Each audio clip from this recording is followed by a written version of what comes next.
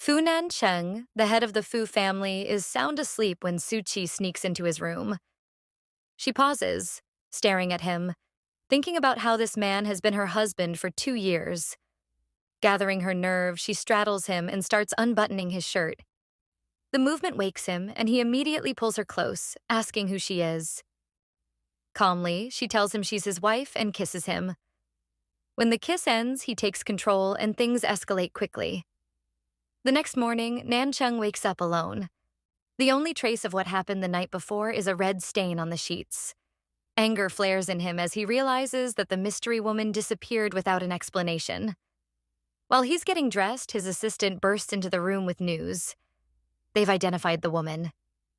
To his shock, it's Su Hui, the daughter of the Su family and the woman his grandmother had arranged for him to marry 2 years ago. Without wasting time, he decides to return to the manor. At the manor, Su Hui is interrogating Suci, her maid, asking what it felt like to be with her husband. Her eyes fixate on the hickey on Suci's neck, jealousy boiling inside her, thinking that the hickeys should have been hers, and curses the fact that she isn't a virgin. Suci, clearly fed up, demands that Su Hui release her grandmother as promised now that she's completed the task. But Su Hui isn't done manipulating her. She threatens Suci, warning her to keep quiet about the night or her grandmother's life is over. With Nanchang now the head of the Fu family, Su Hui declares Suchi's role as a substitute is over. She's ready to claim her place as Mrs. Fu. 2 years ago, Su Hui had assumed Nanchang was just an illegitimate son and forced Suchi to marry him in her place. But now that he's risen to power, she wants what she thinks is hers. Su Hui wipes the scar on Suchi's face, sneering at her appearance, thinking how ugly she is. Just as she's relishing her superiority, a maid rushes into the room, announcing that the young master has returned. Nanchang steps into the room and Su Hui rushes toward him, playfully telling him that he was rough the previous night in the hotel room. He grabs her wrist firmly, his sharp gaze cutting through her facade, and demands to know how she dares to take advantage of him. Fear flickers in her eyes as she stammers out an explanation, claiming it was his grandmother's doing. She had urged them to consummate the marriage and even drugged her. Su Hui insists she's just as much a victim in all this. Meanwhile, Suchi watches the tense exchange, her mind racing. She knows all too well that Nanchang, as the ruthless and unyielding head of the Fu family, doesn't tolerate deceit or manipulation. If he discovers she was the one in his hotel room, there's no telling what he might do. Panic sets in, and she decides to slip away quietly. But just as she turns to leave, Nanchang's cold voice cuts through the room, ordering her to stop. Her heart pounds as she freezes in place and slowly turns around to face him. The moment his eyes land on her face, recognition flashes across his features. She's the woman from the hotel room. As Nanchang's eyes linger on Suchi, she feels like the hickeys on her neck are burning. Before she can react, Su Hui steps in front of him, confidently claiming he's mistaken. Suchi isn't who he thinks she is. She's just a new maid, Su Hui says. Nanchang repeats the word maid as his gaze sharpens on Suchi, who quickly plays along. She insists she doesn't know him and repeats that she's just the maid. He asks why she was running, and Suchi, thinking fast, tells him she wasn't running. She was just heading to the kitchen. Her calm act seems to work. Nanchang begins to doubt himself, deciding he must have been mistaken. Convinced the person from the hotel room was Su Hui, not the maid, he lets Suchi go and heads upstairs. Once he's out of sight, Su Hui corners Suchi in the kitchen and warns her to stay away from Nanchang. Suchi stays calm, reminding Su Hui that she can leave anytime, but only if Su Hui fulfills her promise and lets her grandmother go. Su Hui snaps, yelling that Suci's mission isn't over yet, especially now that Suci has just told Nanchang she's the maid. If Suchi suddenly disappears, it'll look suspicious. For now, Su Hui declares, Suchi will remain a maid. Suchi, unfazed, tells Suchi to focus her energy on securing her position as Mrs. Fu instead of wasting time on petty threats. Her remark strikes a nerve, and Suchi's anger flares. She stares at Suchi's striking blue eyes, bitterly marveling at how someone so ugly could have such beautiful eyes. She also wonders why Suchi's face bears an uncanny resemblance to the one she had paid a fortune to achieve. She recalls her plastic surgeon mentioning that the face was modeled after a stunningly beautiful woman he'd encountered in the imperial city. She calls Suchi an ugly woman and tells her to mind her business. Before leaving, Sushui commands the head maid to assign Suchi the smallest, dingiest room and load her with the dirtiest, most grueling tasks.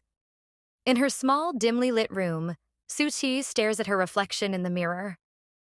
She knows staying in the Fu Manor means facing Nanchang again, but she has no choice. Her grandmother's life depends on her. At least she thinks with some relief that Nanchang doesn't know what she really looks like. Suchi reflects on her past. She is the biological daughter of the Su family, but a mix-up at birth led her to grow up in the countryside, far from her real parents. When the Su family eventually found her, they didn't accept her. The scar on her face and her rural upbringing made her unworthy in their eyes. So they shoved her into an old, forgotten room and treated her as if she were a stranger. Su Xue, the family's pampered second daughter, delighted in bullying her, making Susi's life unbearable. When Susi finally grew old enough to leave, she thought she could escape her miserable existence. But just as she was about to step away from the Su family forever, the marriage arrangement between the Su and Fu families came up. At the time, Fu Nanchang was still considered an illegitimate son, and Su Xue refused to marry him. To escape the union, Su Xue kidnapped Susi's grandmother and forced her to take her place. Now, Susi vows to save her grandmother, no matter what it takes.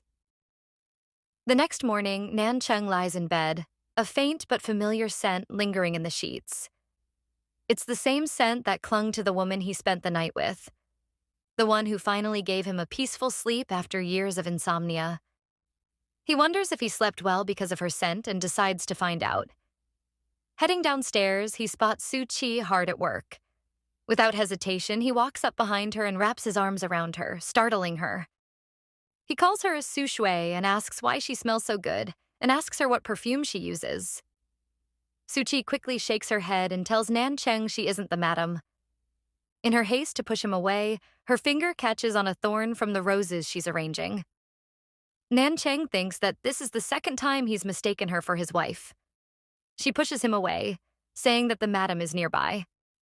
Nanchang watches her with narrowed eyes, wondering why she always looks so frightened around him. He asks where she's hurt. She looks into his eyes, cheeks pink, tells him that she is fine and thanks him for his concern.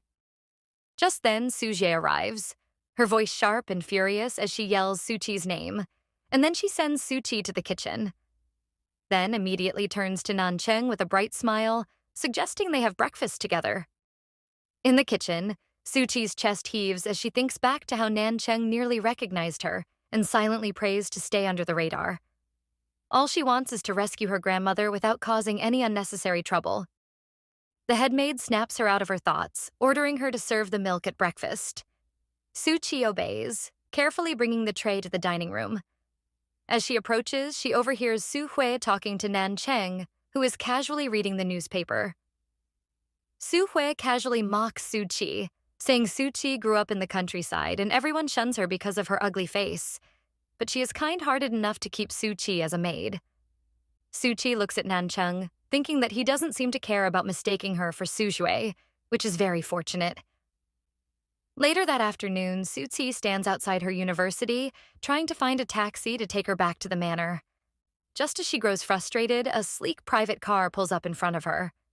The window rolls down, revealing Fuyu, her classmate, known for being the university's heartthrob, and a notorious bully. With a teasing grin, Fuyu leans out and calls her ugly girl, laughing as he asks if she's struggling to find a cab. Before she can respond, he offers her a ride, which she accepts. Suchi seats awkwardly beside Yu. He casually introduces her to his uncle, who's driving.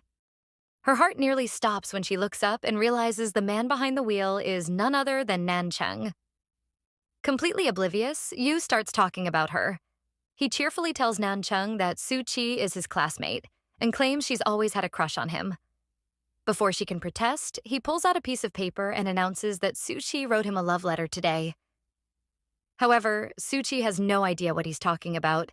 but it's clear someone in their class must have written it as a prank. Yu begins to read the letter aloud, much to her embarrassment. He dramatically recites the part where she begs him to let her be his girlfriend. Suchi steals a glance at Nanchang in the rearview mirror, only to find his sharp eyes locked on hers. The way he looks at her reminds her of the night they spent with him, which makes her blush.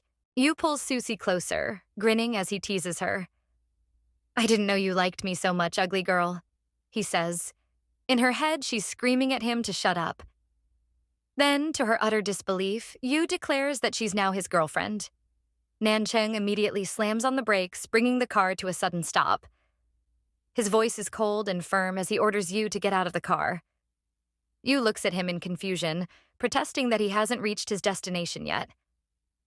Nanchang's expression darkens as he asks, "Is your leg broken?" The icy tone leaves no room for argument. Yu reluctantly gets out, but not before turning to Suchi. The rest of the drive is painfully silent. Suchi sits stiffly, afraid to even glance at Nanchang. When they finally arrive, he yanks her out of the car, his grip firm but not painful. Turning her to face him, he leans in, his tone low and commanding. "Stay away from my nephew," he warns, his eyes narrowing. Without waiting for a response, he lets her go and strides off, leaving Suchi standing there, flustered and overwhelmed. Later that night, Nanchang lies awake in his bedroom, restless. The familiar scent that lulled him to sleep the other night is missing, leaving him frustrated. Picking up the phone, he calls downstairs and demands that his wife come to him immediately. When the message reaches Suche, she's overjoyed. Smirking, she heads straight to Suchi, bragging that her husband is calling for her. She smugly declares that she'll be spending the night in Nanchang's bed, flaunting her role as Mrs. Fu.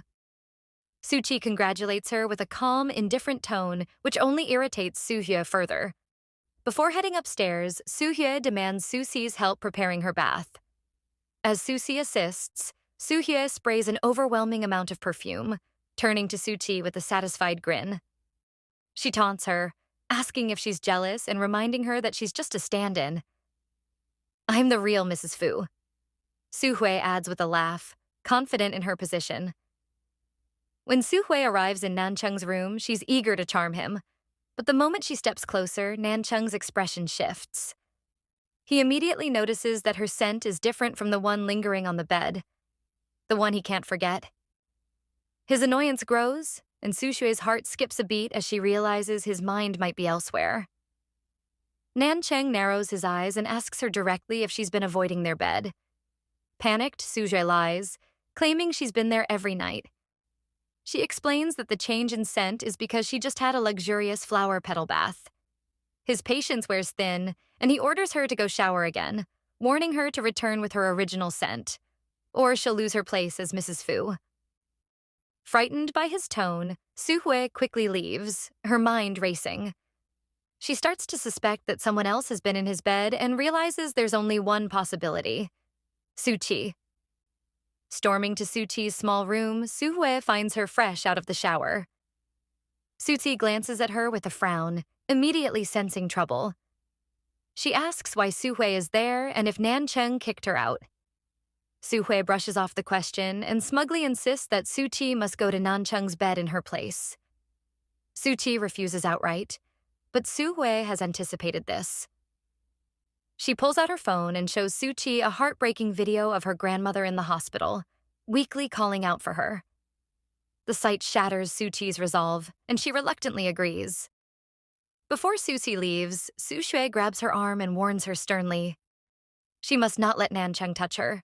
She's forbidden from being intimate with him, and she needs to leave his bed by 6 in the morning. Suchi nods silently, her heart heavy as she prepares for another tense night. As Suhye walks away, she reminds Suchi to cover her scar so she doesn't scare her husband. Suchi heads to her room, carefully wiping off the makeup that hides her scar. Without the makeup, she feels a little more comfortable, but she knows she has to be cautious. She can't afford to be discovered, especially not when her grandmother's safety is on the line. She also makes a mental note to find a chance to figure out where her grandmother is. Meanwhile, Nanchang is lying in his bed, feeling irritable and confused. He can't stop thinking about the maid, Suchi, and the supposed love letter she wrote to his nephew. It doesn't sit right with him. When Suchi enters the room, she lies down at the far end of the bed, careful to keep some distance.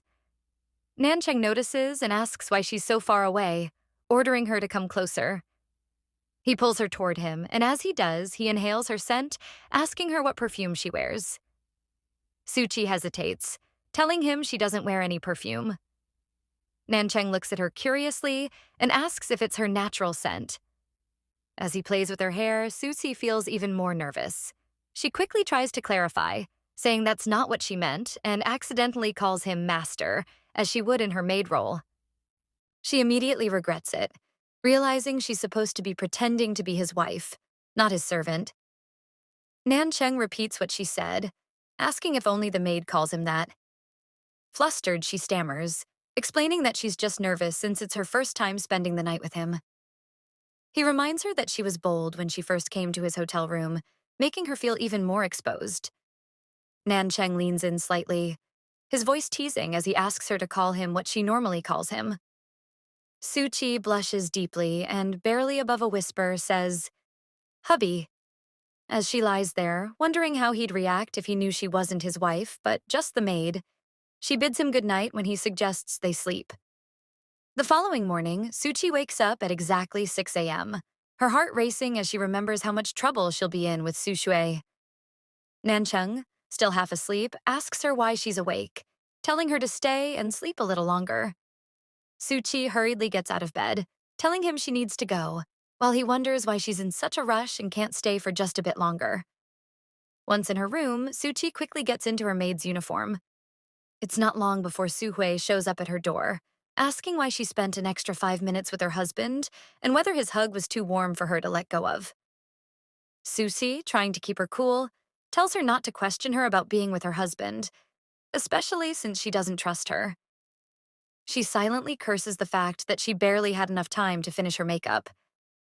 Then, Su Xue demands to know what perfume Suchi is wearing. She insists that Suchi hand it over. Suchi hesitates before showing her the bottle. She wonders why both Nanchang and Su Hui have asked about her perfume. The bottle is called Double C, a limited edition, but the problem is it's almost empty. Suchi knows she can't afford to be without it, not when she's stuck pretending to be someone else. She realizes she won't be able to stay around either Nanchang or Su Xue until she gets a replacement. Seeing the empty bottle, Su Xue snaps, raising her hand as if to hit Suchi, yelling that the perfume is wasted on her. In a swift motion, Suchi catches her hand, her grip firm as she calmly responds that Su Xue should go buy a new bottle since the perfume won't be wasted on her. Su Xue has been begging her mother for that luxury perfume for so long and still hasn't been able to get her hands on it. Seeing the bottle in Suchi's hands, she immediately assumes that Suchi, coming from the countryside, must have stolen it. When she notices Nanchang approaching from the corner of her eye, she suddenly collapses onto the floor, accusing Suchi of pushing her. Nanchang immediately yells at Suchi, demanding that she apologize to Su Hui. Suchi, confused and frustrated, insists that she didn't push Su Hui and that she's just faking it. But Su Hui continues with her accusation, and Nanchang, still giving her a chance, demands that Suchi apologize. Suchi, feeling betrayed by Nanchang and disillusioned by his lack of judgment, decides to give in. She can't believe she ever had high hopes for him, especially when she's just a stand-in for Su Hui, someone he barely knows. With a quick push, she finally says, "I'm sorry for pushing you this time," before walking away. Su Hui, now more determined, grabs Nanchang's hand, telling him that he must do something about the maid. Nanchang yanks his hand away, his voice cold as he tells her not to perform such silly tricks in front of him again. Su Hui quickly realizes that Nanchang saw what really happened and wonders why he defended Suchi. However, she doesn't dwell on it too long, as he casually explains that he only helped her because he was pleased with her performance the previous night. He tells her to come to his room tonight. As Nanchang walks away, Su Hui seethes with jealousy, her mind racing. She can't believe that Suchi managed to steal Nanchang's heart after just one night. If anyone finds out about it, her marriage will be ruined. and she can't let that happen. Desperate, she calls her mother, demanding that she get her a bottle of the elusive CC perfume. Su Shui accuses Suchi of using the perfume to seduce Nanchang and insists that her mother must act fast. Her mother reassures her that she's already sent someone to buy the perfume. As for Suchi, her parents have already made plans to marry her off, and they've contacted young master's son to help them get the perfume in exchange for Suchi. Later, Suchi receives a call from Lilan, Suyu's mother, and also her biological mother. She wonders if Lilan is calling to question her about what happened that morning. Lilan tells her to come to Yunli Grand Hotel to discuss her grandmother. Suchi senses something fishy and figures she wants to see what the mother-daughter duo are plotting. So, she texts Su-wei, saying she forgot her room card and that Su-wei should bring it to her, or she won't be. When Suchi arrives at the hotel, Nanchang, who has just gotten there himself, notices her walking in. He and his assistant quietly follow her, watching as she enters a room. Moments later, a young man walks in after her. Nanchang asks his assistant who the man is, and his assistant responds that the man is Sun Quan, known for his particular bed fetishes and the fact that he has 2 dead wives. His assistant suggests they intervene, but Nanchang, thinking Suchi went in on her own, tells him to wait. Inside the room, Suchi positions herself so that only the side of her face, the one without the scar, is visible to Sun Quan. He's taken aback by her beauty and assumes she's the gift the Su family sent him. As he reaches for her, she sidesteps, causing him to stumble and exposing her full face. Sun Quan's expression changes instantly when he sees her scar, calling her ugly and angrily demanding to know if she's the one the Su family had offered him. Suchi quickly clears up the confusion, explaining that she's the ugly one and that her sister, who is considered the most beautiful in the city, is actually the one meant for him. Just then, Su Shi bursts into the room, throwing insults at Suchi. But before she can say much, Sun Quan lunges toward her, trying to kiss her. Su Shi, shocked and trying to fend him off, protests that Suchi is the one he's supposed to marry. Suchi snaps at her, questioning whether the Su family really wants to marry her, an ugly girl from the countryside. Off to Sun Quan. She demands to know what she thinks of Sun Quan, making the situation even more tense. Sun Quan, unmoved by Su She's protests, pushes her onto the bed, insisting that the Su family wouldn't dare deceive him. Su She is in complete shock, struggling to understand why this is happening to her when she believes it should be Suchi in this position.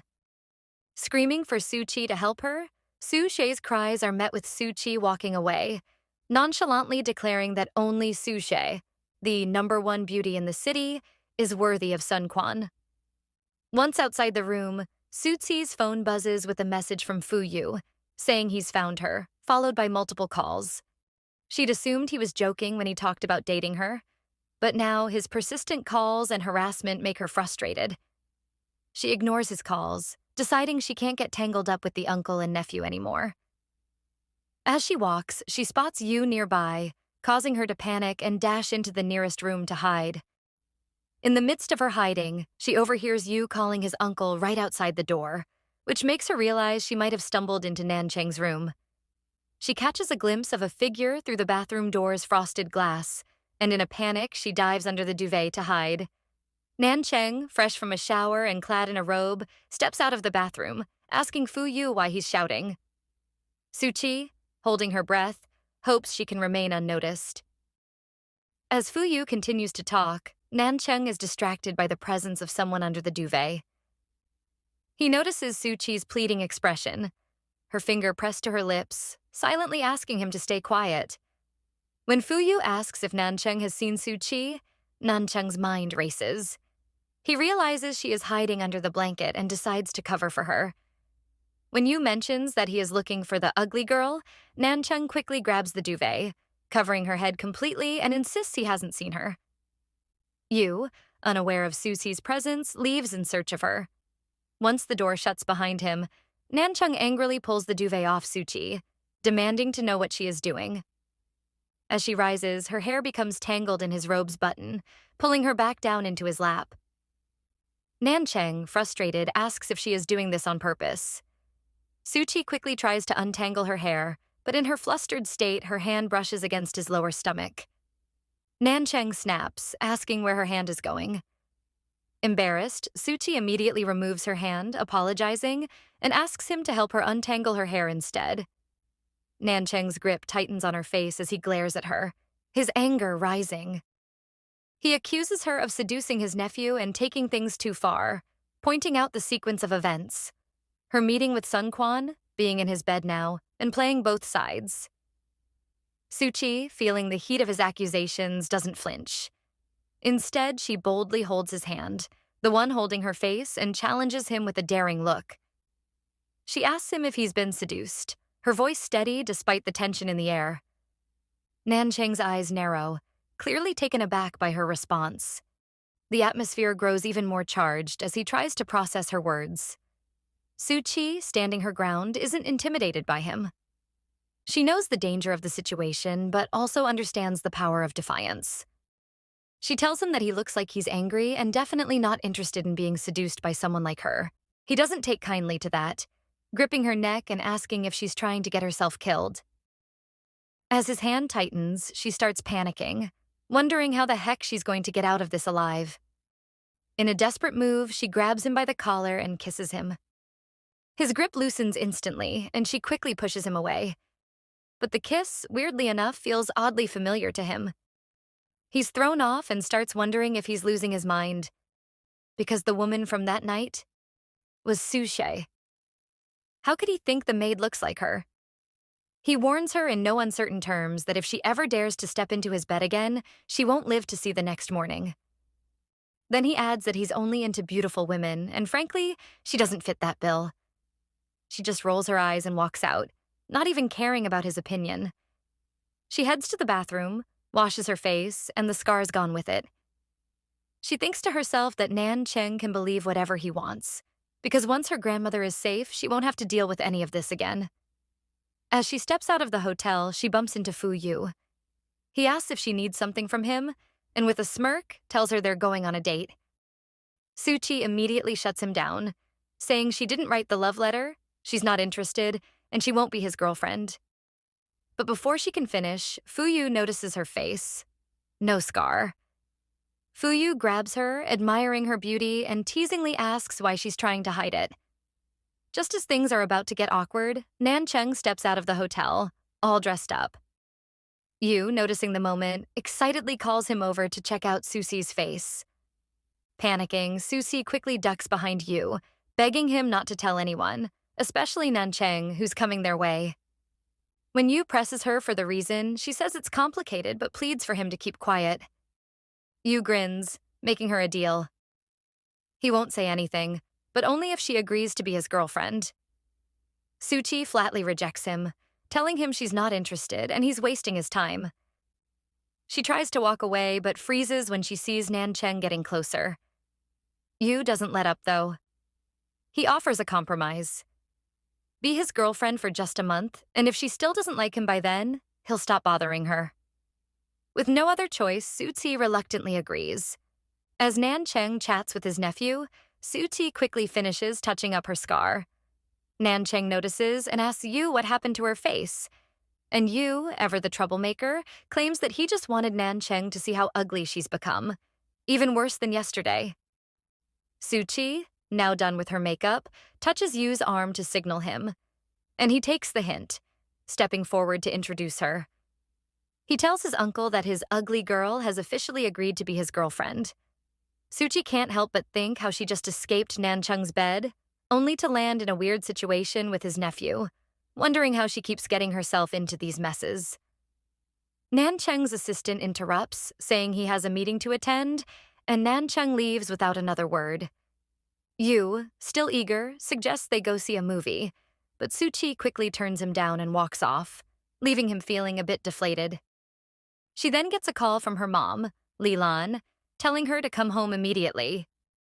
When Suchi gets back, she finds Su Hui crying hysterically while their mom tries to comfort her.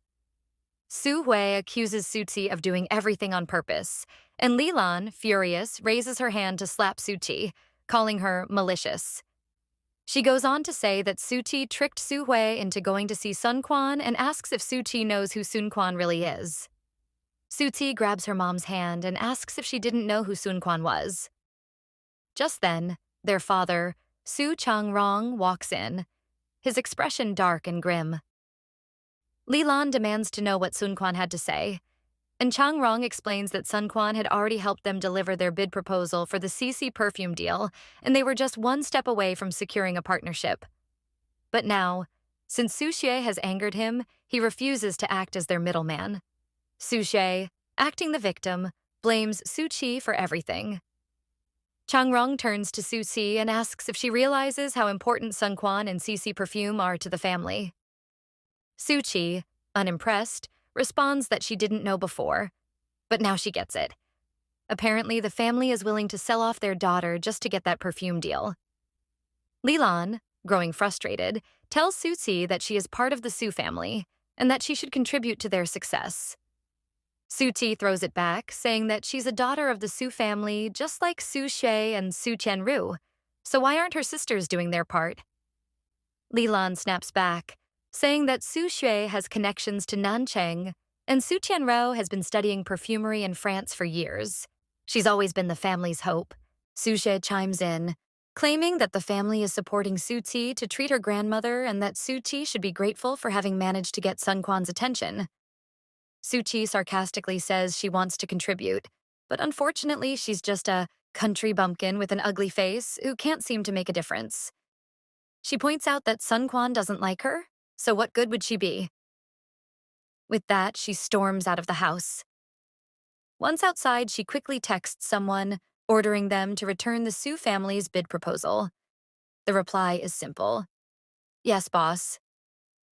Not long after, Changrong receives a call informing him that the bid proposal for CC perfume is being returned. Lilan asks Changrong what their next move should be, and he turns to Su Hui, asking how things are going with Nanchang. He presses her on when their family's relationship will be made public. Su Hui sighs, saying that things aren't going well right now, but once she gets the CC perfume deal, everything will fall into place.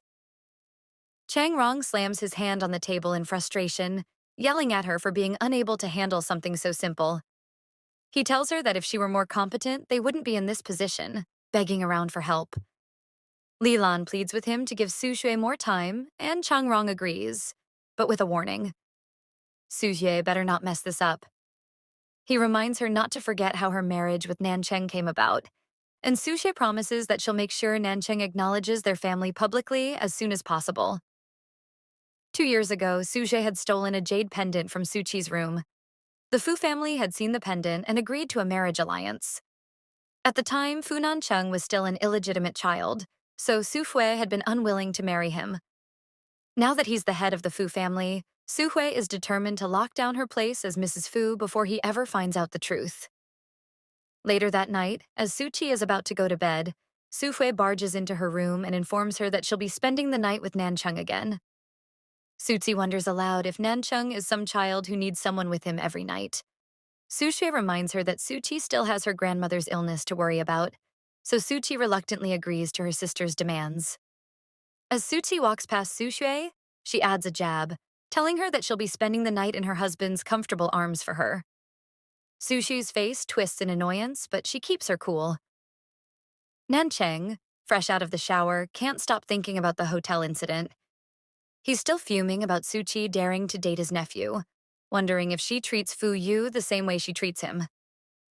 As he steps into the room, he notices a figure in bed, and for a second, he assumes it's Su Xue sleeping. He lies down beside her, pulling her close. Su Qi, however, is wide awake, watching him closely. She notices he's lost in thought and asks if something's wrong, wondering if someone upset him. Maybe the maid. Suchi. Nanchang immediately tells her not to mention Suchi's name and admits that he's still bothered by what happened in the hotel. He's clearly agitated and doesn't want to talk about it, but Su Xue suggests they just go to sleep early. Nanchang, however, says he doesn't want to sleep.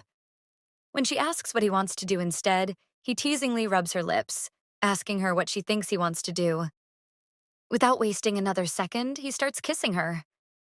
Su Wei pushes him away, clearly not in the mood. She bites his lip and pushes harder, her mind on Suchi's strange, complicated hold on Nanchang. When he wipes the blood away from his lip and asks what's going on, she coolly explains that it's not about rejecting him. She's just on her period. He rubs her stomach gently, asking if it hurts. And when she says no, he shrugs and says that a period doesn't stop kissing. With that, he leans in again, kissing her without hesitation. The kiss breaks, and Nanchang looks at Su Wei with a raised eyebrow, asking if she's never kissed anyone before. He tells her to relax and leans in again, promising that he won't hurt her. After a while, he pulls back, holding her close and suggesting they should just get some sleep. The next morning, as Suchi goes about her chores, Su Hui asks if Nanchang is awake yet. Suchi casually replies that he's not, and that she told him last night she was on her period. Su Jue flips out, yelling at her for saying that and accusing her of trying to get Nanchang's attention. Sushi, unfazed, hits back, asking Su Jue why she's letting a shameless woman like her sleep next to her husband. This makes Su Jue fume with anger, but she knows she can't win a battle of words with Susi, so she decides to play a different game. She tells Suchi to go to the master bedroom in 10 minutes to pick up Nanchang's dirty clothes. Suchi sees the malicious glint in her eyes and wonders if Su Wei thinks she's blind. Meanwhile, Su Jie heads to Nanchang's room, where he's still asleep, and sneaks into his bed. The moment she settles in, Nanchang opens his eyes and sharply asks what she's doing. Su Jie, playing coy, says she's just there to sleep with him. Nanchang tells her to leave and calls for maid Zhou to change the sheets, firmly stating that Su Hui is not allowed in his bed during the day. Just as Su Hui realizes things aren't going her way, she notices Suchi walking toward the room and quickly clings to Nanchang, pretending he said something funny. Suchi walks in, and Nanchang, irritated, immediately yells at her for entering the room. Suchi turns away, not wanting to see any more of them. The sight is painful, and she feels her heart ache as she closes the door behind her. Just as she's about to walk away, she overhears Nanchang sending Su Jie out of the room and threatening to cut off her hands if she dares to touch him like that again. Later, in the hallway, Su Hui approaches her with a smug look and asks if Suchi has finally faced reality. She goes on to explain that Nanchang is upset because Suchi interrupted their good time. Suchi calmly replies that not only did she see what was going on, but she also heard Nanchang tell Su Jie to leave. This sets Su Jie off, but her rant is cut short when Fuyu barges in, calling out to ask if his uncle is awake. Su Jie rushes over to him, confused about why he's there. Fuyu, clearly distracted, mistakes Su Jie for Suci and greets her with his usual teasing nickname, Ugly Girl. He questions why she's in his uncle's house and why she's not covering up the scar on her face. At that moment, Nanchang, overhearing the conversation, asks Fuyu what he's talking about. Suchi feels the weight of the situation crashing down on her, thinking that everything is about to unravel. Nanchang, clearly confused, asks Fuyu why he mistook Su Jie for someone else. Fuyu stammers, unsure of how to respond. In an awkward move, he grabs Suchi and uses her hair to cover the scar on her face, thinking that she looks just like Su Hui. He asks her why she looks exactly like his nephew's fiancée. Su Hui quickly jumps in, explaining that Suci had surgery to look like her, and the scar is the result of a failed procedure. Nanchang turns to Suci, asking if that's true. She hesitates for a moment before confirming it. He then asks if she's been hiding the scar to impersonate Su Hui, but Suchi simply replies that even though she covers it, the scar can never be fully hidden. Annoyed, Nanchang walks away, telling her not to deceive him again or she'll regret it. After a collective sigh of relief from Suchi, Su Shui, and Fuyu, Yu turns to Suchi with a new proposition. He asks why she's working as a maid at his uncle's house and offers to double her salary if she agrees to work as his personal maid. Su Hui scoffs, asking how he could be interested in someone who's had plastic surgery. But Fuyu just retorts that he thinks Su Jie is the one who's fake. Turning back to Suchi, Yu insists that she should come with him. Before she can respond, Nanchang calls out to Fuyu, demanding that he follow him to the company. He wants to assess his nephew's progress in finance and management. Fuyu initially refuses, but Nanchang threatens to inform his father and cut off his credit card, which gets Fuyu to quickly agree. As they leave, Yu promises Suchi that they'll hang out later. Meanwhile, Suchi receives a text from an unknown number, and she immediately knows it's from Nanchang. The message urges her to break up with Fuyu immediately. Annoyed, she thinks that Nanchang should be telling his nephew that, as she has no intention of wasting time with him.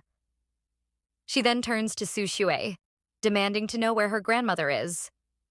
When Su Xue refuses, Suchi pulls out a picture of her with Sun Quan, leaving Su Xue visibly shocked. Su Xue tries to grab the phone from Suchi, but Suchi quickly dodges, holding the photo up as a threat. She warns Su Xue that if she doesn't tell her where her grandmother is, she'll show Nanchang the photo and reveal how Su Xue has been cheating on him. Su Xue, realizing she has no other choice, reluctantly gives in and tells Suchi. Suchi, satisfied with the answer, tells Su Xue that she's leaving and won't be coming back. Su Xue panics, wondering how she'll manage now. Later that night, in his home office, Nanchang asks his secretary if he has received any updates from CC. The secretary replies that while he has contacted them, no response has come through yet. Nanchang then orders a cup of coffee. A few minutes later, a maid brings him his coffee, and he asks her where Suchi is.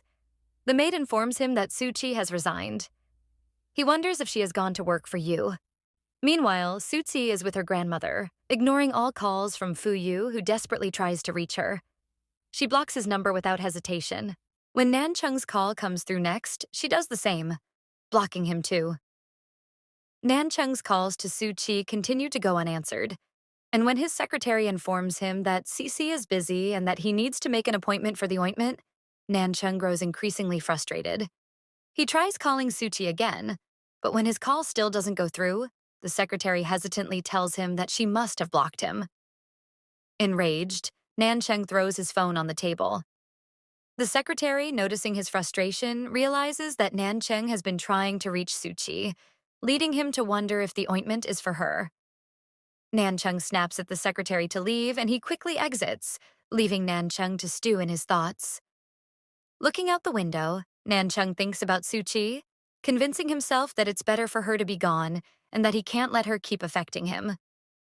He leaves his office and asks the maid to summon Su Hui, only to find out that Su Hui has gone home to take care of her mother, who has fallen ill.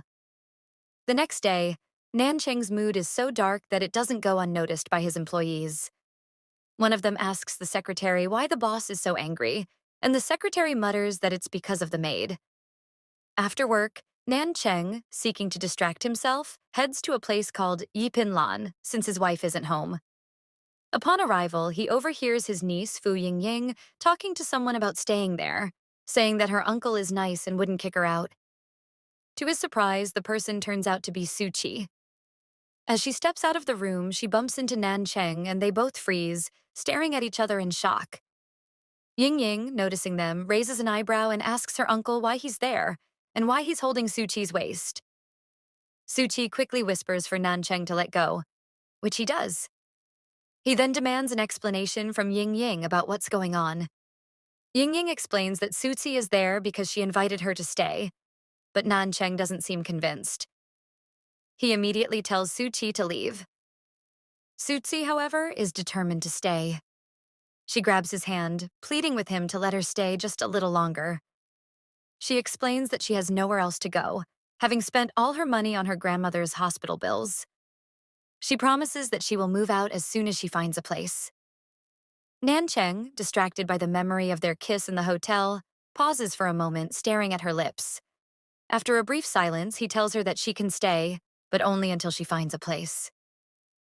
Relieved, Suchi breathes a sigh of relief, thinking to herself that he's easier to handle when she takes a softer approach rather than being confrontational. It's obvious that the drama is just getting started. After Fu Nanchang gets shooed out by his niece, because let's be real, that's what happens, Yingying yanks Suchi onto the couch. She excitedly says she's got something good to show her. Suchi's immediately suspicious. Last time, good meant a pile of trashy magazines, but Yingying promises this time is different. Spoiler, it's not that different. This time, she proudly pulls out a book she calls her harem roster, basically a scrapbook of hot guys with their contact info. She starts flipping through it like she's giving a presentation, explaining the different types of men like a tour guide at a very weird museum. Nanchang happens to walk by and hears them the girls. Naturally, he peeks in and spots them looking at something suspicious. They both panic and slam the book shut. Suchi blurts out that they're just doing homework. Nanchang, not buying it, asks what the book is. Ying, now pretending she's a model student with a notebook in hand, blames Suchi for making her look at it. Meanwhile, Suchi's holding the actual book, staring at her so-called friend in disbelief. Nanchang takes the book from Suchi while she glares daggers at Ying.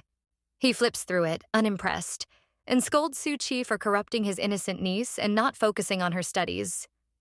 Suchi tries to play it cool, giving him a sheepish smile and saying she'll study now. But as she lifts her book, one of those infamous trashy magazines starts slipping out. She tries to shove it back in, but Nanchang definitely sees it. He angrily asks her if that is really her homework, and finally, Suchi snaps. She fires back, asking why he's so mad. What, is looking at hot guys a crime now? Can't a girl get a little sex ed? Nanchang threatens to shut her up, which makes Ying jump to Suchi's defense. But Suchi claps a hand over Ying's mouth and hurriedly promises that it won't happen again. Nanchang gives her a long, suspicious look, then finally walks away. After Nanchang leaves, Ying turns to Suchi with an apologetic face and admits she lied because she just couldn't risk her uncle ratting her out to her parents. Suchi crosses her arms and says their friendship boat has already sunk. Trying to win her back, Ying changes tactics and slyly asks what Suchi thinks of her uncle. She even promises to sneak a pic of his abs as a peace offering. Suchi practically bolts out of the room, horrified. Of course, Ying takes this as a sign. Clearly, Suchi must have a crush on her uncle. And just like that, she's on a mission to get those abs pics. The next day in the villa's backyard, Suchi is peacefully tending to her beloved ghost orchids, thinking they'll bloom soon, and when they do, she'll make a special scented ointment to help fade Ying's birthmark on her forehead. Then, her phone rings. It's the hospital. They tell her grandmother's awake. Suchi rushes over and hugs her like she never wants to let go. Her grandmother asks her where her jade pendant is. Suchi tells her it's back at the Su family home, and Grandma immediately tells her she must get it back. It's too important to lose. Suchi heads straight to the Su house and starts searching, but the pendant's nowhere to be found. She knows exactly where she left it, so if it's not there, someone definitely took it. Right on cue, Su Hui shows up and demands to know why she's back. Suchi doesn't waste time. She says she's here for the pendant and straight up asks if Su Hui took it. Su Hui doesn't respond, but the guilt all over her face says it all. Suchi steps forward, eyes locked on her, and demands she hand it over. Su Hui narrows her eyes, wondering why Suchi suddenly cares about the jade pendant, but she shrugs it off. She doesn't have it on her anyway. She asks if Suchi is seriously accusing her of stealing it, and if she even have proof. Suchi doesn't bother arguing and heads straight toward Su Hui's room to search, but Su Hui grabs her arm to stop her. Suchi yanks her arm back so hard that Su Hui stumbles and smacks her face against the wall, which makes Suchi burst out laughing. Suchi spins around, furious, her nose starting to bleed. As if things couldn't get worse, her phone rings. It's Fu Nanchang. He tells her his mom wants to meet her and that a driver is already on the way. Before she can even say anything, he hangs up. She panics. There's no way she can show up to meet his mom looking like she just lost a fight with a wall. So she turns to Suchi and tells her to go in her place. Suchi gives her a hard no. But then, Suchi threatens to tell Nanchang everything, and wonders out loud if Nanchang will end Suchi's life if he found out the truth. Suchi holds her neck, thinking that he will as he has already attempted it once. So she agrees. A few hours later, Suchi, now dressed up as Su Hui, meets Nanchang outside his house. He eyes her and immediately asks what took her so long. Suchi explains that it took her a while to get dressed because she is nervous about meeting his mother for the first time. He gives her a curious look. Something feels off. He points out that she's not wearing any makeup today. Suchi hesitates and asks if she should have.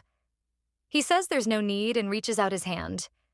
When she doesn't take it right away, he adds that his mom has been pressuring him to have kids, so they'll need to act lovey-dovey around her. Suchi reluctantly slips her hand into his, and he leads her inside. Inside the house, Nanchang's mom grumbles about how long her son is taking and even tells someone to guard the door in case he tries to sneak out again. Apparently, he has done it before. Just then, Nanchang walks in hand with Suchi. His mom turns around, instantly lighting up when she sees her supposed daughter-in-law. She welcomes Suchi warmly, and Suchi politely calls her mom. Lowering her voice like she's about to share some juicy gossip, Nanchang's mom leans in and asks Suchi if she's the one who took her son's virginity. She says he's completely inexperienced, then casually asks how it was. Suchi nearly chokes on air, sneaking a stunned glance at Nanchang. Somehow she keeps it together and tells his mom not to ask her because she doesn't remember a thing. The two women burst into laughter like they're in on some wild inside joke, and Nanchang's mom beams before inviting Suchi to stay for dinner. Suchi accepts and even offers to help out in the kitchen. Later, in the kitchen, Suchi's trying to reach a spice on a high shelf, but it's just out of reach. Nanchang notices and silently walks over, reaching above her to grab it. She thanks him, but he doesn't. Instead, he leans in close as he asks if she really doesn't remember anything from that night. Her cheeks instantly flush pink. He looks at her, eyebrows slightly raised, and wonders how he never noticed how cute she is. Then, with a sly smile, he says he could help jog her memory. Tonight. Nanchang's mom walks into the kitchen to help, but stops in her tracks when she sees the almost too cozy moment between her son and Suchi. She lets out a little, then quickly waves her hands and says, "I was never here," before hurrying right back out. Mortified, Suchi shoves Nanchang away and tries to escape, but he steps in front of her. She tries again. Blocked. So she does the only logical thing. She splashes water in his face. Then she runs out of the kitchen while he smiles at her. During dinner, Nanchang's mom cheerfully announces that she's got a room all set up for her darling son and his wife. Suchi remembers the last night she spent with Nanchang and then shakes her head vigorously to remove the memory. Later, in the bedroom, as Nanchang is getting ready for bed, Suchi's phone dings with a text. He glances at the screen and sees it's from Fuyu. Confused, he wonders why Su Xue would be chatting with his nephew. When Suchi walks out of the bathroom, he casually tells her about the message and asks why Fuyu is texting her. Thinking fast, Suchi tells him that Fuyu's into Suchi and has been asking about her nonstop. She asks if he thinks Fuyu and Suchi would make a good couple. Nanchang replies, saying he doesn't think so, and that Fuyu is a simple-minded person and Suchi doesn't deserve him. She asks what Suchi ever did to make him dislike her so much. Nanchang smirks, pinches her cheek, and says, "Suchi sleeps around." Then he kisses her. She surprises him by kissing him back. Things start heating up until he suddenly pulls away, chuckling and says, "Wait, I haven't showered yet." He calls her Su Xue, and her smile fades a little as she quietly thinks that she is not Su Xue. With her. Nanchang says no. She tries to persuade him with kisses and soft pleading. He pulls her close, smiling, and says if she really doesn't remember what happened between them, maybe they should recreate it. Chapter 16 ends. Nanchang starts describing exactly what Suchi did that night. She slaps a hand over his mouth, telling him to stop. Instead of taking the hint, he kisses her palm. She quickly moves away, wondering what is wrong with him. Before she can process it, he pulls her into a kiss. She pushes him away. He frowns, saying that this is one of her duties as a wife. Before she can respond, they hear a loud noise. Bam! They both jump and turn to see his mom sprawled on the floor in their room. She had fallen inside while trying to eavesdrop. Nanchang quickly yanks the blanket over them. His mom pretends to cover her eyes while backing out of the room, apologizing and saying that she didn't see anything. As soon as the door shuts, Suchi bolts into the bathroom, red-faced, while Nanchang flops onto the bed, groaning in frustration. The next morning, on the drive to the Su family home, Nanchang casually asks Suchi if she told his mom she was going to visit her parents. Suchi nods and thanks him for driving her. Half an hour later, they pull up to the house. Just as she's about to open the door, he stops her and asks her if she is coming back to their home tonight. When she asks him what for, he whispers that they have unfinished business, referring to what they were about to do before his mother interrupted. Her face lights up like a tomato, and she bolts out of the car. Nanchang immediately calls his secretary and tells him to bid on the Heart of the Emperor necklace.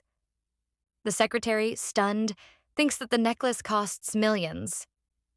What on earth did Suzue do to make the boss this happy? Meanwhile, Susi tries to cool her face down with her hands before she bursts into flames. Later, she reapplies her fake scar in the mirror while waiting for Fuyu to pick her up. He pulls up in his flashy sports car, steps out, and offers her a flower. She tries to refuse, but he insists, saying it's their first date, after all. He throws an arm around her shoulders and starts explaining his plans for the date. But fate has other plans. Nanchang just so happens to drive by at that exact moment. He yells at Fuyu for ditching school, and then he orders him to get his butt back to class immediately. Fuyu cancels the date and offers to drive Suchi to school, which makes Suchi grateful that they saw Nanchang. At the Su family house, Su Changrong is yelling at his daughter again, demanding to know why she hasn't been intimate with Nanchang. He calls her useless and even slaps her, saying she might not get another chance. Right on cue, his older brother Eric walks in with his wife and their daughter Kim, all looking like they're ready to judge everyone in sight. Eric lifts Suzue off the floor with a smug smile and casually tells Changrong not to take out his frustration on her. It's not her fault Cece rejected his bid. His wife and Kim laugh, throwing jabs at Suzue for not having a boyfriend. They brag about Kim being a supermodel and constantly meeting hot guys. Annoyed, Suzue blurts out that she does have a boyfriend. Kim rolls her eyes and says Suzue doesn't even have her original face, and rich men don't go for girls who look too plastic. Suzue is about to name-drop Nanchang, but her father quickly stops her. He reminds her that Nanchang hasn't made their relationship public and she hasn't secured him yet. Just then, a maid walks in with a fancy box, saying someone dropped it off for Suhui. Inside is the legendary Heart of the Emperor necklace. Everyone freezes. Kim instantly recognizes it and stares in disbelief. Su Shui is stunned too, wondering what the heck Susi did to make Nanchang hand over something this expensive. She snatches the necklace from the maid, shoves Kim aside, and proudly says her boyfriend gave it to her. She flashes the necklace like a badge of honor, pointing out that while Kim may have modeled fancy jewelry, she's never worn this one. Eric turns to Changrong and says that he didn't know Su Hui had a boyfriend. Changrong puffs up with pride and says the guy's a big deal. He'll introduce him at his upcoming birthday party. Eric's wife smiles fakely and says she can't wait to meet this VIP. The second they step outside, she whispers that there's no way that necklace is real. Back inside, Changrong praises Su Hui for pulling it off. Now she just needs to bring Nanchang to the party and make things official. Su Hui storms to her room, tosses the necklace onto the floor, and fumes over why Nanchang is still hung up on Suchi. But she tells herself this is her moment, and she's not letting it slip. The next morning at the villa, Suchi is getting ready for school when she gets a text from Ying Ying. It's a photo of Nanchang's abs, and she almost drops her phone. Of course, Nanchang walks in right then. He catches her staring at the picture, and he asks her if she hasn't seen enough. She turns around to see him glaring at her. He asks if she likes him and wants to date him. Suchi thinks it doesn't matter what she says. He's not going to believe her anyway. She tells him that even if she said no, she wouldn't buy it. He reminds her that he caught her red-handed. She deletes the photo in front of him to prove she's not interested, but he's not convinced. He steps closer, says again that he's not into her, and that he has a wife he actually likes. He's not planning to cheat. Then he wraps a hand around her neck. She slaps it off and promises this won't happen again, but he's not done with her yet. When she asks what else he wants, He looks her dead in the eye and tells her to take off her clothes. Suchi stomps her foot, refusing to take off her clothes. Nanchang pushes her back against the wall, saying if she won't do it, he will. He yanks off her jacket and she slaps him hard. He catches her hand and calmly tells her she just signed her death warrant.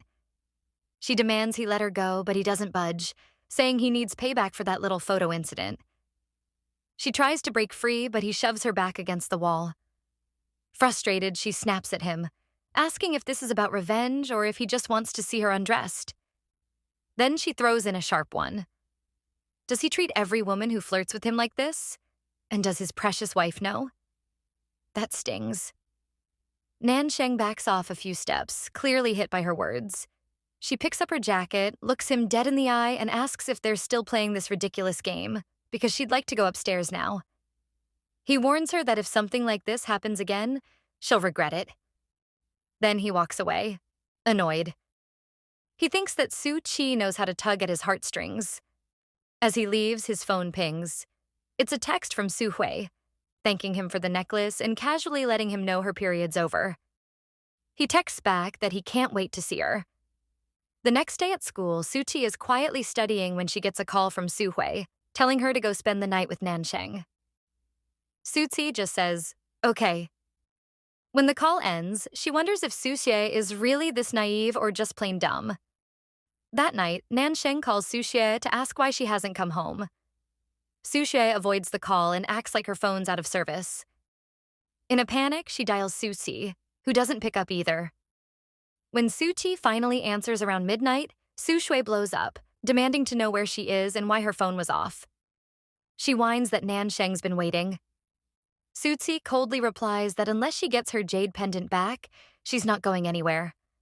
Left with no choice, Suyu promises she'll return it tomorrow and insists Suchi must spend the night with Nanchang. She even threatens to drag Suchi down with her if things don't go well. Suchi agrees, but only if this is the last time. When she ends the call, she mutters that this really will be the last time. Suchi shows up at the Fu family home as Sushi and runs into Nanchang's mother, Rosalind. Rosalind warmly offers to have dinner reheated for her, but Suchi politely says she's already eaten. Then Rosalind notices Suchi's bare wrist and hands her a green jade bangle. It looks like something valuable, probably a family heirloom, and Suchi instinctively refuses it. But Rosalind insists, saying the bangle has been in the family for generations, and she can't think of a better person to pass it on to. She adds that this is Suchi's home now, and she won't let anyone hurt her. In return, Suchi offers her a small scented sachet she made herself. It didn't cost her anything, just some spices, but she tells Rosalind to carry it with her everywhere. Rosalind takes a whiff and says it smells lovely. Nanchang comes into the sitting room and Rosalind excuses them, telling them to go rest. He holds Suchi's hand and leads her to the bedroom. Once they're alone, he comments on how cold her hand is. She pulls away and brushes it off with a quiet, nothing. She hands him the bangle, and when he asks her if she doesn't like it, she says she doesn't like it. She just places it on a table and heads to the bathroom, leaving him on the bed, thinking that she is being cold to him. A while later, Suchi lies down next to him. Nanchang tells her to move closer, and she does with her eyes closed. He asks if something's wrong, but she stays quiet. He kisses her. She's startled, but doesn't kiss him back. When he tells her to open her mouth, she flatly says no. Confused, he asks why she accepted his gift and sent him a flirty message earlier. She thinks to herself that it was Sujue who sent the message, but tells him she was just teasing. Then she says she's tired and wants to sleep. Nanchang lies back, frustrated again. After a while, he notices she's fallen asleep. He turns her toward him and spots a familiar birthmark, the same one he saw the first night they slept together. For some reason, just seeing it calms him. He pulls her into his arms and finally drifts off. The next morning, Nanchang wakes up alone. Just then, he gets a text from Suhui, asking if he slept well. He replies yes, and she invites him to her father's birthday party the next day. He agrees to go. Later that day, Suhui tells Suchi that she doesn't have the jade pendant with her. Su Hui tells Suchi that when she moved into Fu Nanchang's house, she took everything with her. So, if Suchi wants her jade pendant back, she'll just have to go there and look for it herself. Suchi leans against a wall with a sigh, thinking about how massive Nanchang's house is. Just then, she gets a text from Ying Ying inviting her out to shop. While they're out browsing, they bump into Sujue and her friend Blake. Blake and Sujue waste no time being rude, calling them freaks and saying they're ugly. Ying Ying claps back, saying Sujue has bad breath, which makes Sujue lunge at her. Susie steps in, blocking her and telling her that she better watch her tone with Ying Ying or she will be sorry. She can't believe that Sujue doesn't know her husband's niece. Sujue just laughs and mocks her, asking what big shot she thinks she knows, then flashes her necklace proudly. Blake joins in, bragging that Suyo's boyfriend gave her the Heart of the Emperor necklace and he'll be attending her dad's birthday party. That bit definitely annoys Susie. To top it all off, Soo-hye pulls out her shiny credit card like she's in a drama, just to flex her wealth. Ying Ying leans over to Suchi and whispers that if she didn't know better, she'd think Soo-hye was getting married to her uncle tomorrow. Then she grabs Suchi's arm and drags her out of the store, saying Soo-hye totally ruined her mood and they need to go somewhere fun, like a bar. A few hours later, the girls are sitting at a bar, dressed to match the club's vibe, but Suchi is clearly not feeling it. She tells Ying Ying they should head home before her uncle finds out. Ying Ying tells her that she should relax and that he is not there. She gives Suchi a mask to out on and tells her that they are going to hit the dance floor. Suchi hesitates, but eventually takes the mask and follows her onto the dance floor. At first, she just watches Ying Ying go wild, but then she gives in to the music and starts to loosen up. Unwind tonight, she tells herself. What they don't know is that Fu Nanchang is in a VIP section upstairs, watching the whole thing. His associate notices the girls and starts commenting on how cute they are, teasing Nanchang for staring too hard. Nanchang just says, "Those are my nieces," and walks out without another word. Meanwhile, down on the dance floor, the crowd starts to part, watching Suchi and Ying Ying move like pros. Then Ying Ying sees her uncle and tells Suchi that he is behind her. She turns around and he asks her why she brought his niece to a bar. Suchi steps away from Nanchang, clearly annoyed, and he trails right behind her. She tells him straight up that she has every right to be wherever she wants, and it's none of his business. Ying Ying watches the whole thing unfold, stunned. Without saying much, Nanchang grabs Suchi's wrist and tells her to come with him. She resists, but he starts pulling her off the dance floor anyway. Ying Ying hurries after them, trying to explain that the whole bar idea was her idea, not Suchi's, but Nanchang just cuts her off, saying he's not talking to her. Right when things are about to get more awkward, a classmate of theirs spots them and comes over. She cheerfully invites Suchi and Ying Ying to join her group at their booth, which effectively saves Suchi from being dragged out. Nanchang says he'll join too, but Suchi quickly chimes in that it's probably best if he doesn't. He's older and might feel out of place. Her friend doesn't seem to mind at all, though, and happily welcomes him along. At the booth, the girls go wild when they see Nanchang up close. They start bombarding Suchi with questions.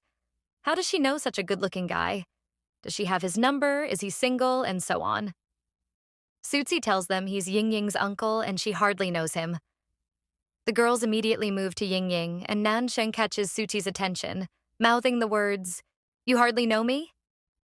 That sends Suchi's thoughts spiraling. She remembers their kiss. But before she can dwell on it, someone taps her and tells her it's time to play a card game. Everyone picks a card, and unlucky for Suchi, she ends up with the lowest one.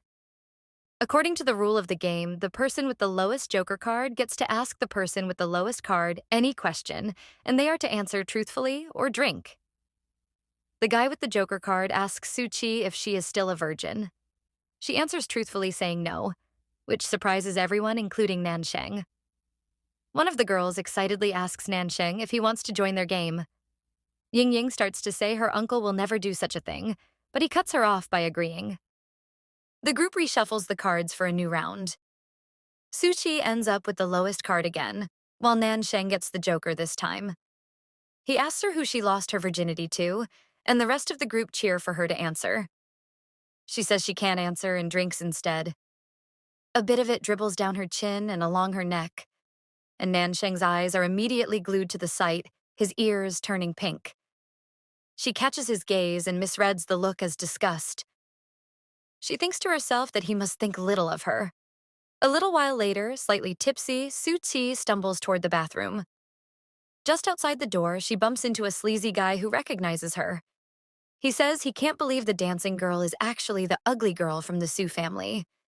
He says that she has a nasty scar but a killer body.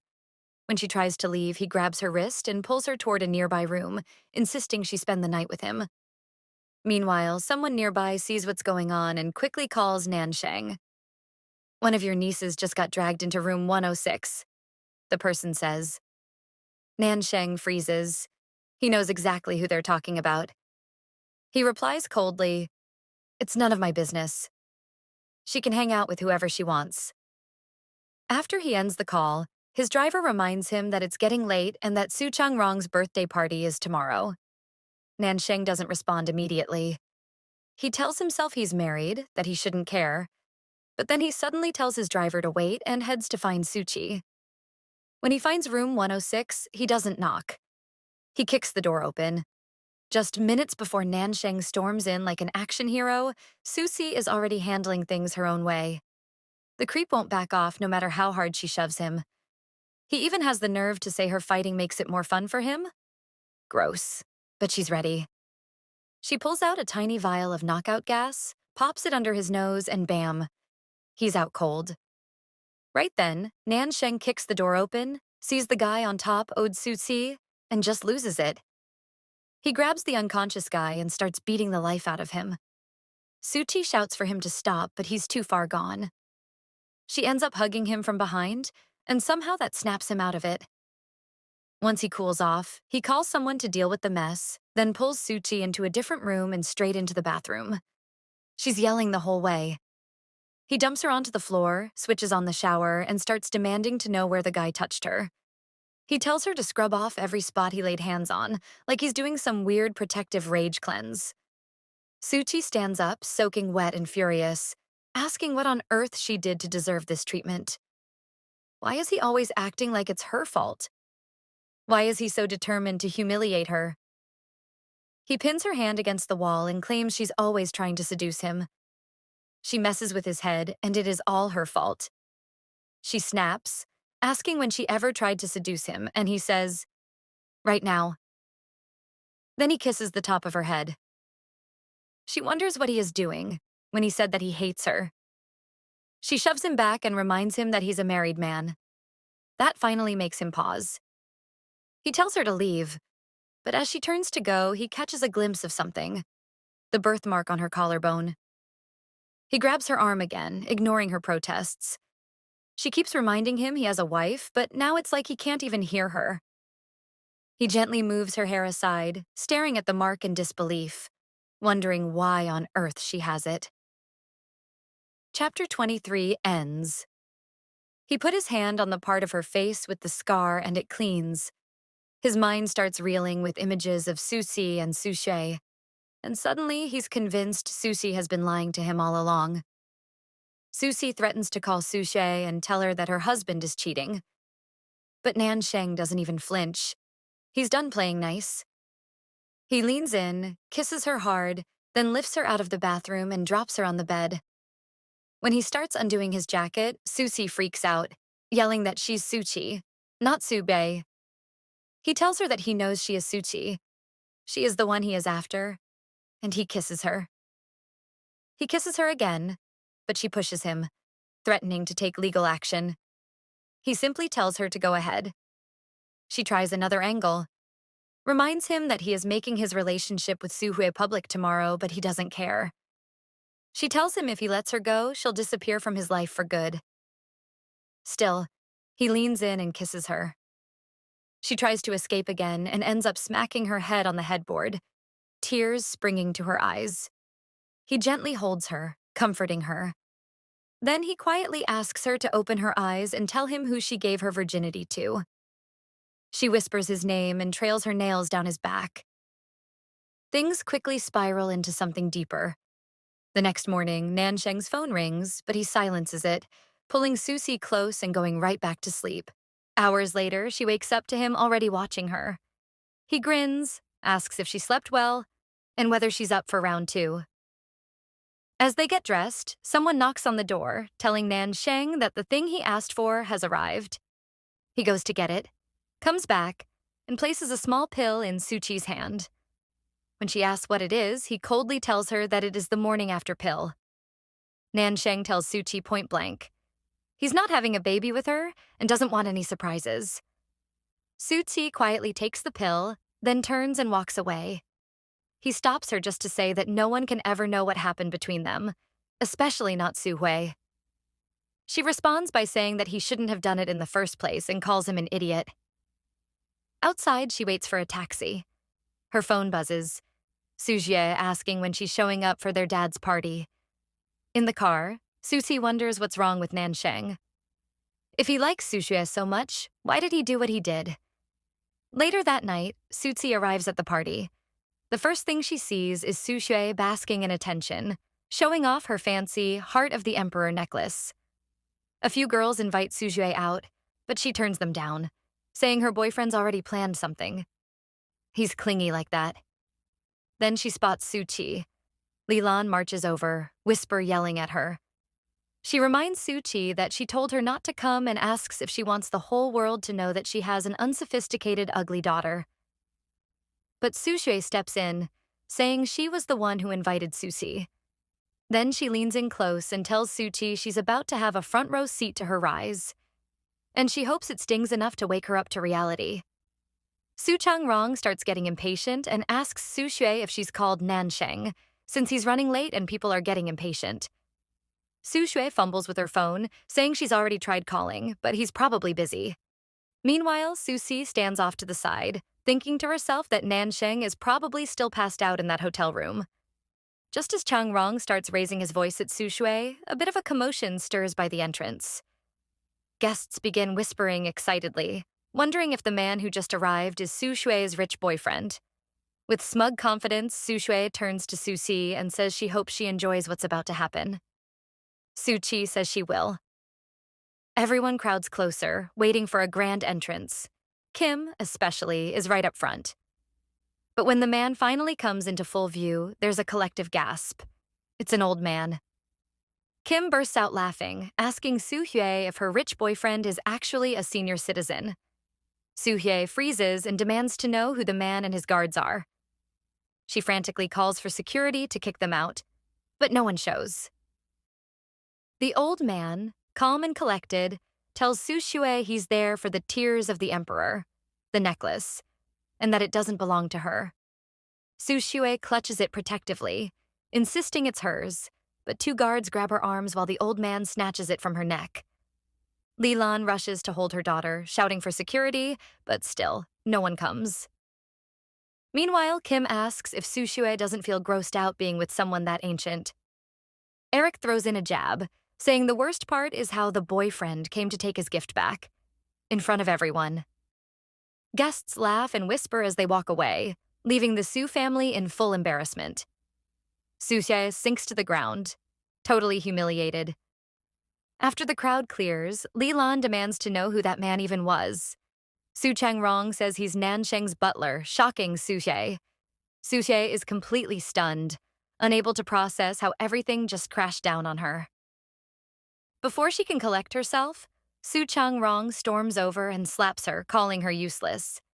He growls that she better find a way to win Fu Nanchang back, and he doesn't care what it takes. Then he storms off in a fury. Suchi casually walks up to Su Hui, who's still on the floor. Su Hui glares at her and asks if she came to laugh at her too. Suchi smirks, tells her not to ask questions she already knows the answers to, and strolls away, tossing over her shoulder that she thoroughly enjoyed the show. Su Hye lets out a scream of frustration. The next day, Suchi arrives at her classroom with a severe tummy ache. Fuyu appears, asking if she's free to hang out, but before she can even reply, she collapses right into his arms. Meanwhile, over at the villa, Nanchang is in his study when his butler arrives with the Heart of the Emperor necklace. Nanchang tells him to throw it away. Just as the butler is about to do that, Secretary Song walks in and nearly has a heart attack seeing a necklace worth hundreds of billions heading for the trash. Nanchang asks Secretary Song if the divorce papers are ready. Secretary Song hands them over and confirms that he and Su Xue are officially no longer bound. Nanchang finally smiles, a slow, satisfied one, as he thinks to himself that now it's Suchi's turn. He looks out the window and sees that it is dark out and Suchi isn't back, which displeases him. As he is about to leave the house, Ying walks by and casually asks if he's not staying the night. He replies that he isn't, then, trying to sound casual, asks where Suchi is. Ying says she saw Suchi leave with Fuyu earlier and assumes they're probably out on a date. Then she starts rambling about how she always thought Nanchang and Suchi would be together. Not wanting to hear more, Nanchang shuts her up with a math problem. Once she's gone, Nanchang pulls out a cigarette thinking that Suchi went on a date with Fuyu after she was intimate with him. Around midnight, Fuyu pulls up in front of the villa. He had spent the entire afternoon at the hospital with Suchi after she had a bad allergic reaction to a medicine she took. He gently asks what medicine caused the reaction, and she lies, blushing a bit as she says it was just cold meds. He strokes her hair, saying she doesn't have to thank him because it is part of his boyfriend duty. Suku spots Nanchang staring at them and removes Fuyu's hand from her head and tells him that she is going inside with a forced smile. When she gets inside, Nanchang is waiting for her by the stairs, smoking. He asks her where she has been. Enjoying this recap so far? Comment Part 3 below. Also, don't forget to like, share, and subscribe. Until next time, ciao!